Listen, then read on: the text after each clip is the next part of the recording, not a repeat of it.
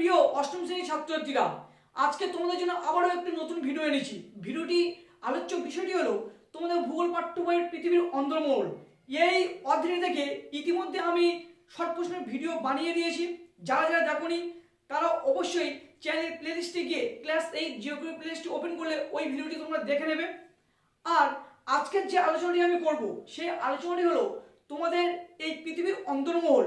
এই অধ্যায়টি থেকে কোন কোন বড় প্রশ্নগুলো পরীক্ষার জন্য খুবই ইম্পর্টেন্ট সেগুলো নিয়ে আলোচনা করব। এইসব প্রশ্নগুলি যদি তোমরা উত্তর লিখতে না পারো তাহলে অবশ্যই আমরা সেসব প্রশ্নগুলিকে কমেন্ট করে জানিও আমাকে। আমি একটি ভিডিওর মাধ্যমে ওইসব প্রশ্নের উত্তরগুলো জানিয়ে দেবো। আশা করি তোমরা এই প্রশ্নগুলি পড়ে গেলে পরীক্ষায় একটি প্রশ্ন বা এই অধ্যায় থেকে যত রকমের ধরনের প্রশ্ন আসবে তোমরা কিন্তু কমন পাবে। আজকে আলোচনাটি শুরু করলাম। প্রথম অধ্যায় পৃথিবীর অন্দরমহল, প্রশ্নমান 2।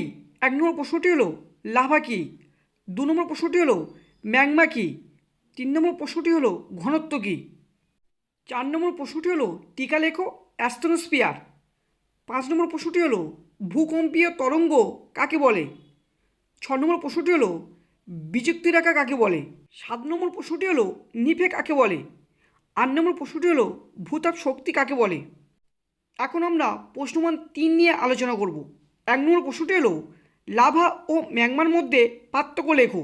2 নম্বর প্রশ্নটি হলো ভূত্বক, গুরুমণ্ডল ও কেন্দ্রমণ্ডলের মধ্যে পার্থক্য লেখো। পরীক্ষায় তোমরা এই প্রশ্নটি এইভাবে দেখতে পারবে যে ভূত্বক অথবা কেন্দ্রমণ্ডলের মধ্যে পার্থক্য লেখো, অথবা গুরুমণ্ডল ও কেন্দ্রমণ্ডলের মধ্যে পার্থক্য। এইভাবে কিন্তু পরীক্ষায় আসবে, তিনটে একসাথে কোনোদিন পরীক্ষায় আসবে না। 3 নম্বর প্রশ্নটি হলো শিয়াল ও সীমাস্তরের মধ্যে পার্থক্য লেখো। 4 নম্বর প্রশ্নটি হলো টিকা লেখো অন্তঃকেন্দ্রমণ্ডল ও বহির্কেন্দ্রমণ্ডল। 5 নম্বর প্রশ্নটি হলো টিকা লেখো ক্রোপেসীমা ও নিপেসীমা। 6 নম্বর প্রশ্নটি হলো কেন আমরা পৃথিবীর কেন্দ্র পর্যন্ত যেতে পারি না। 7 নম্বর প্রশ্নটি হলো পৃথিবীর কেন্দ্রের কাছে থাকা পদার্থগুলির ঘনত্ব বেশি হয় কেন। 8 নম্বর প্রশ্নটি হলো কেন্দ্রমণ্ডলকে নিপে বলা হয় কেন। আমি আবারও বলছি যে এইসব প্রশ্নগুলির মধ্যে থেকে যদি তোমাদের প্রশ্ন লিখতে কোনো অসুবিধা হয় বা কোনো প্রশ্নের উত্তর তোমরা খুঁজে পাচ্ছ না তাহলে সেই প্রশ্নটি আমাকে কমেন্ট করে জানিও। আমি অন্য একটি ভিডিওর মাধ্যমে সেই সব প্রশ্নের উত্তরগুলি করিয়ে দেবো। প্রশ্নমান 5।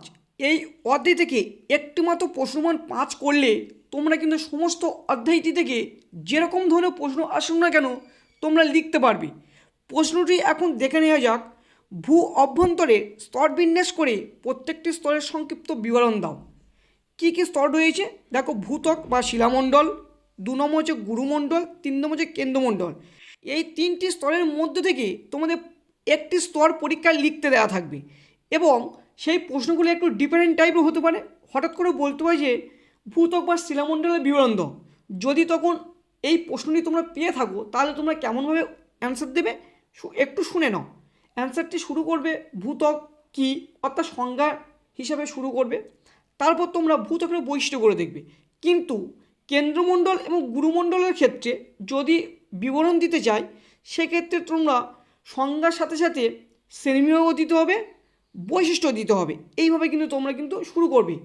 এগুলি বাদেও তোমরা যখন এইসব প্রশ্নের উত্তরগুলি লিখবে অবশ্যই একটি ছবি আঁকবে। আর ভিডিওটি যদি তোমার একটু উপকারে লাগে তাহলে অবশ্যই একটি লাইক করো। চ্যানেলে নতুন হলে চ্যানেলটিকে সাবস্ক্রাইব করে নিও পরবর্তী ভিডিওর নোটিফিকেশন পাওয়ার জন্য। কমেন্ট করে জানাও আরও কোন কোন বিষয়ে কি কি অধ্যায় কি কি গল্প নিয়ে ভিডিও বানাবো। এই সুন্দর ভিডিওটি তোমার প্রিয় বন্ধুদের কাছে অবশ্যই শেয়ার করে তাদেরও পড়ার সুযোগ করে দিও। আজকের আলোচনাটি এই পর্যন্ত শেষ করলাম। আরও ইম্পর্টেন্ট আলোচনা নিয়ে আবারও তোমাদের সাথে দেখা করব আমি নেক্সট ভিডিওটিতে।